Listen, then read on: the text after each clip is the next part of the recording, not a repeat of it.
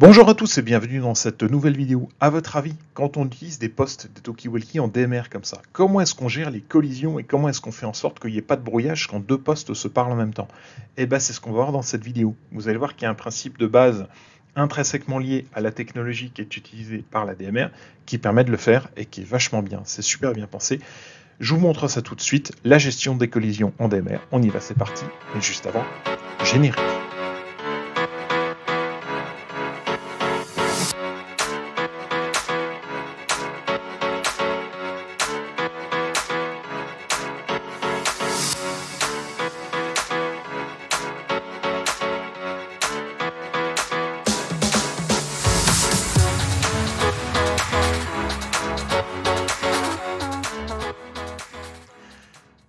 Alors rentrons tout de suite dans le vif du sujet, la gestion des collisions en DMR. Premièrement, commençons par le mode direct. Le mode direct, c'est quoi? C'est du tier 1 ou du tier 2. Alors, tier 1, tier 2, je rappelle, tier 1, c'est du sans licence, tier 2, c'est avec licence. Donc, tier 1, c'est obligatoirement du mode direct, du poste à poste, comme ça. Et tier 2, c'est du avec licence, donc ça peut être du mode direct ou du mode relié. Dans le cas présent, il est question de mode direct. Donc, le mode direct, quand on est en poste à poste, comme ça, il n'y a pas de gestion des collisions. C'est malheureux, mais il n'y a pas de gestion des collisions. Donc il va falloir appliquer la règle écouter avant de parler.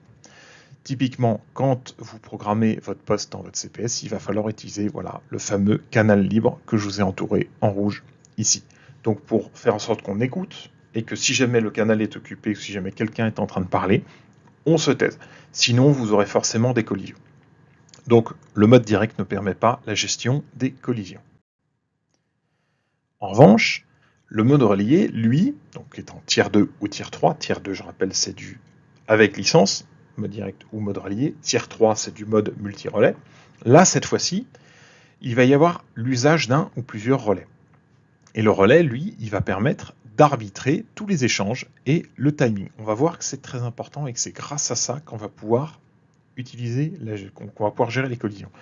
Et donc typiquement, il y a un principe de j'émets une information, un poste là comme ça, il va émettre vers le relais une info, et le relais va lui renvoyer ensuite. Il va pouvoir se réécouter. Et si le poste ne se réécoute pas, s'il ne se réentend pas, il va pouvoir stopper son émission. C'est comme ça que ça marche. Là encore, il va falloir utiliser également le canal libre, puisque vous pouvez ici changer ce paramètre et faire en sorte que ce soit toujours. Et là, du coup, c'est pas forcément garanti tout le temps. Si vous tentez une émission toujours, vous pourrez avoir des surprises. Donc, c'est bien de rester sur canal libre si vous voulez bien gérer vos collisions en DMR. Commençons maintenant par quelques petits rappels sur la DMR pour bien comprendre la gestion des collisions. La DMR, la norme DMR, elle utilise des trames qu'on appelle TDMA, Time Division Multiple Access. Alors il faut savoir que suivant que ce soit un portatif qui émet, ou un mobile embarqué dans un véhicule, ou alors suivant que ce soit un relais, la trame n'est pas tout à fait la même. Si vous connaissez un tout petit peu la DMR, vous savez que c'est le principe du TDMA, c'est je parle, enfin en l'occurrence du TDMA DMR, je parle pendant 30 millisecondes, je me tais pendant 30 millisecondes, et ensuite je reparle pendant 30 millisecondes et je me retais pendant 30 millisecondes. Ça permet d'être à deux en train de parler sans se gêner, puisqu'il y en a un qui parle, puis l'autre se tait.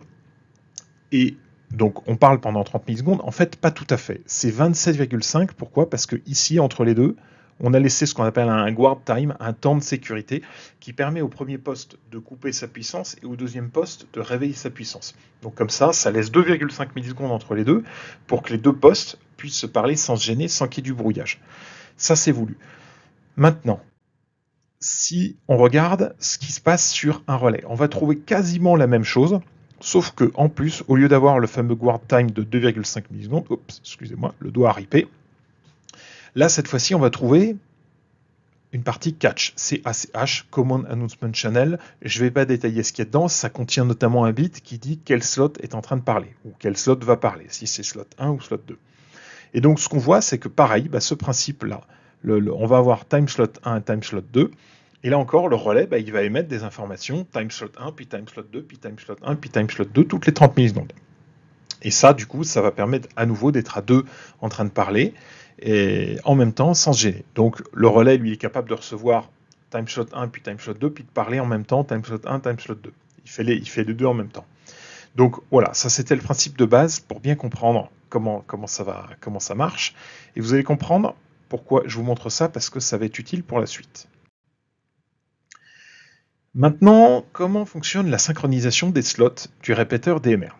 Vous avez ici une radio mobile, un portatif, et ici un répéteur, un relais. J'ai mis les slides en anglais, vous m'excuserez, c'est parce que j'avais déjà fait une présentation sur le sujet en anglais, donc j'ai repris comme ça, c'est plus simple. Et puis pour la vidéo, si je la fais en anglais, la même vidéo, ce sera plus simple.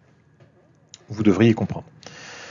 Il faut savoir que c'est le relais qui impose le timing. Donc le relais au milieu, là, il a ce qu'on appelle sync. C'est une partie qui est fait 48 bits. Sync, c'est la synchro. Et donc, ce qui se passe, c'est quand il émet, les postes qui vont émettre à leur tour, vous savez, ils émettent chacun leur tour, time slot 1, time slot 2, il va falloir absolument qu'ils soient synchronisés sur cette synchro. Donc, entre l'émission du poste et l'émission du relais, il va falloir que les deux postes s'écoutent, que le poste, les portatifs, écoutent bien le relais pour se synchroniser dessus. Et qu'est-ce qu'on voit en même temps? Qu'est-ce que ça permet de faire, le TDMA? Ça va permettre de comprendre, je vais juste gommer, ça va permettre de comprendre comment le relais, il écoute sur un slot et ensuite il réémet ce slot-là. Typiquement, vous avez attendez, hop, je remets mon curseur. Le poste, ici, là. Le portatif qui est en train de parler, qui se trouve, c'est celui-là. Il est en train de parler, par exemple, sur le slot 2, là. Ici, donc il s'adresse au relais. Pendant que le poste, il émet, le portatif émet sur le slot 2, le relais, lui, il reçoit le slot 2 et en même temps, il émet sur le slot 1, ici. Et ensuite, qu'est-ce qui va se passer? Le poste, là, donc le portatif, il est en train d'émettre sur le slot 2. Ensuite, au slot suivant, 30 millisecondes après, il va se réécouter. Donc là, ça va permettre de se réécouter. Et c'est grâce à ça qu'on va pouvoir gérer les collisions, puisqu'en fait, je suis le portatif ici, Motorola, j'émets sur le slot 1 ou 2, et 30 millisecondes après, je me réécoute, je réentends ce que le relais a à me dire, puisque le relais, en fait, il écoute ce que je lui dis, et il réémet ce que je lui dis au slot d'après, en plus de me synchroniser. Et c'est ça qui va permettre de gérer cette collision. On a donc, si on suit la logique de ce que je vous ai dit, j'émets par exemple, bon là je suis sur le slot 1 ici, et pendant que j'émets, le relais, lui, il me renvoie l'autre slot. J'émets le slot 1, pendant ce temps-là, le relais, il me réémet le slot 2, donc je ne m'entends pas. Mais par contre, je vais pouvoir me réécouter au slot suivant. Vous voyez là, par exemple, en vert, vous avez talking, c'est quand le poste parle. Listen, c'est quand le poste écoute. Donc j'émets, je me réécoute. J'émets, je me réécoute. J'émets 30 millisecondes, je me réécoute 30 millisecondes. Et grâce à ça, ça va être top, parce que on va voir juste après, dans les slides qui vont suivre, comment tout ça va nous permettre de gérer des brouillages. Alors là, vous allez me dire, maintenant on rentre dans le vif du sujet. Maintenant que je vous ai montré ce principe de je parle, je m'écoute, je parle, je me réécoute, comment est-ce qu'un relais il va gérer les collisions? Prenons le cas où plusieurs portatifs vont émettre simultanément. Il y en a 4 ici, 4 portatifs, et pas de bol, au moment où vous appuyez, vous êtes 4 là, et vous appuyez tous en même temps sur le bouton PTT. Vraiment, voilà, c'est le truc, la synchro parfaite, vous émettez tous en même temps. Paf, vous envoyez un ordre au relais en disant je veux parler. Par exemple, vous envoyez un voice header. Le voice header, c'est la trame qui va précéder la voix. Juste au moment où on appuie sur le bouton, il envoie 1, 2, 3, 4, 5, 10 voice headers pour dire attention, réveillez-vous, je vais parler sur tel talk groupe, je suis le poste machin, numéro identifiant truc muche, et je vais vous réveiller. Donc ça permet de réveiller tous les autres postes. Donc il y a généralement entre 1 et 10 voice headers qui sont envoyés, c'est configurable dans le CPS. Et donc là, on imagine 4 postes qui prennent la parole en même temps et ils émettent tous vers le relais. Le relais, lui, il est allumé, il fait rien, donc il émet des trames vides, des trames idle. Donc là, qu'est-ce qui se passe? Le relais, il va recevoir plein de trames, donc ça va être brouillé pour lui, il n'est pas capable d'écouter, il comprend qu'il y a eu une émission, mais il ne sait pas du tout si c'est un poste, deux postes, trois postes, enfin, il a reçu quelque chose, mais il ne sait pas ce que c'est. Donc comme il ne sait pas ce que c'est, il ne va rien dire, il va dire au slot suivant, idle. Donc les postes, ils ont émis ici sur le slot 1 un voice header, sauf que qu'est-ce qui se passe? Ils reçoivent un idle. Idle, c'est-à-dire trame vide, trame vierge, il n'y a rien dedans, une trame de veille. Ils vont dire bon ça marche pas, le relais nous a pas bien entendu. Au slot d'après, qu'est-ce qu'ils font? Ils retentent leur chance tous en même temps, en disant « Réveille-toi, le relais, réveille-toi, j'ai besoin de te parler ». Et ensuite, à nouveau, il se réécoute, le relais, il renvoie lui aussi idle frame. Donc il dit « Bon, bah, ça marche toujours pas, le relais nous a toujours pas reçu ». Troisième fois, il réessaye une troisième fois, et à nouveau, le relais leur renvoie un idle. Et là, ils disent « Bon, j'essaye de réveiller le relais, chaque fois que j'émets une trame, il ne me la renvoie pas, donc quand je me réécoute, je ne réentends pas ce que je lui ai mis. Il y a un problème, et donc ils se sont coupés. On n'a pas reçu de feedback, on n'a pas reçu de retour du relais, et donc à ce moment-là, ils vont dire abort transmission, donc on arrête la transmission, stop. Et donc c'est comme ça qu'on gère la collision en DMR, c'est-à-dire que c'est le relais finalement qui fixe le timing, et en même temps le relais quand il reçoit une trame, il la réémet juste après. Donc si jamais un poste qu'a émis, il émet et il s'aperçoit que la trame qu'il a, une fois qu'il se réécoute, c'est pas la bonne trame, automatiquement il va se mettre en retrait. Et ça c'est possible grâce au TDMA.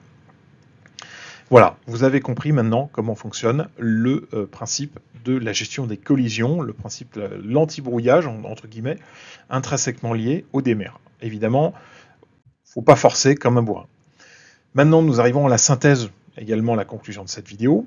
Qu'est-ce qu'on peut voir? La gestion des collisions en DMR, eh ben, elle est intrinsèquement liée à l'usage du TDMA, Time Division Multiple Access, le principe de je parle pendant un certain temps, je me tais pendant un certain temps. Ce qu'on voit aussi, c'est qu'elle est liée à l'auto-arbitrage des postes mobiles ou des portatifs grâce à la synchro du relais, puisque le relais, il donne la synchro, donc c'est top. Tout le monde émet en même temps, tout le monde reçoit en même temps. Et surtout, une réécoute de ce qu'ils ont émis. Je parle sur slot 1, je me réécoute sur le slot 2. Je parle sur le slot 1, je me réécoute sur le slot 2. Ou inversement, suivant que j'utilise le slot 1, le slot 2. Donc ça ne fonctionne bien que si on a bien appliqué la règle écoutez avant de parler. Si vous mettez par exemple dans le CPS toujours, vous savez, il y a canal libre, code couleur libre ou toujours. Si vous mettez toujours, le relais, le portatif risque de forcer la prise de parole sur le relais. Et là, vous pourrez peut-être avoir des brillages. Donc, bien appliquer la règle, écoutez avant de parler, et vous n'aurez pas de problème. Et à ma connaissance, ce mode de gestion, il n'est pas proposé dans les technologies FDMA. Les technologies FDMA, c'est Frequency Division Multiple Access, donc division en fréquence. C'est-à-dire que le TDMA, on prend un canal, une fréquence, on la divise en temps. Le FDMA, c'est si on veut 10 canaux, il faut 10 fréquences. Typiquement, NXDN ou DPMR ne propose pas ce genre de gestion de collision. En dehors du tier 3. Le tier 3, je rappelle, c'est du multi-relais avec assignation dynamique de canaux, c'est pas possible. En dehors de ça, où le tier 3, lui, effectivement, s'il y a du brouillage, il ne va pas assigner le canal, donc les postes vont le savoir, vont se retirer du réseau. En tier 1 ou en tier 2, donc en relayé ou en mode direct, il n'y aura pas de gestion. À ma connaissance, ça n'existe pas. Et donc, seul le DMR avec des relais ne propose ceci, ne propose ce mode de gestion. Donc, on voit que la DMR, finalement, elle est très bien pour ça, elle est globalement très bien faite, et donc ne vous privez pas de l'utiliser si vous en avez besoin pour un réseau PMR, pour vos besoins et vos usages, en particulier personnels et ou professionnels, dans le cadre de votre activité. Nous arrivons maintenant à la fin de cette vidéo. Le petit mot de la fin, simplement, merci à tous de l'avoir suivi, j'espère qu'elle vous a plu, et je vous dis à très vite dans la prochaine vidéo. Ciao à tous.